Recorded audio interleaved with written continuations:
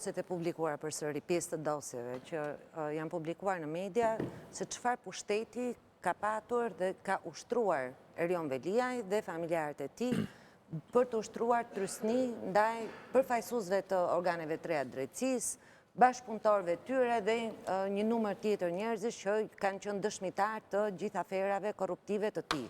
Ne kemi lexuar gjithë edhe vazhdojnë hetimet ndaj këtyre personave. Mendoj që tashmë edhe në burg, zoti Veliaj vazhdon të njëjtën gjë që bënte kur ishte jashtë, por sigurisht më i kufizuar për shkak të hapësirës që ka. Po përsëri me një celular në dorë, ai vazhdon, ne kemi lexuar të gjithë në media se si flet për një regjisor i cili duhet menaxhoj gjithë pjesën mediatike. As duhet flasje ai. Jo. Se kjo është duhet flasje ai.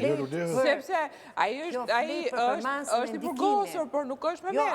Ai për veten e vet, ai do bëj avokatinë e vetes vet. Thelbi është për çfarë flet. Pra që nga burgu ai bën ka të drejtë vetë dhe Berisha ka thënë gjithkohë. Organizatë kriminale është Spaku. Çfarë keni bërë për prokuroren edhe për gjykatën Millonaj, pra ju flisni për dy standarde, po t'i ruajmë. Ta mbaroj fjalin. Nuk po flas se çfarë thot Ashan apo nuk po shan. Unë po them se sa i fuqishëm është ai dhe se si dirigjon edhe nga qelia, punët jashtë qelisë. Çfarë kontrolli ka ai mbi njerëz të tjerë. Deri ku shkon ushtrimi i këtij kontrolli dhe rrezikut për të prishur prova, për të cënuar dëshmitar, për t'i bërë ata për të tërhequr e kështu me radhë. Kjo do të thotë edhe që masa që është marrë ndaj zotit Veliaj, se zoti Veliaj po të kishte që një njeri me integritet, që në momentin e parë duhet ishte dorëhequr dhe do t'i linte hapësirë organeve drejtësisë të hetonin. Duke thënë që ishte dorëhequr, letrinte edhe jashtë burgut. Por ai jo vetëm nuk u dorëhoq, po ka patur gjithë kohën e mjaftueshme dhe ne kemi parë se si ka bërë presion drejt për drejt arriti deri tek kryeministri.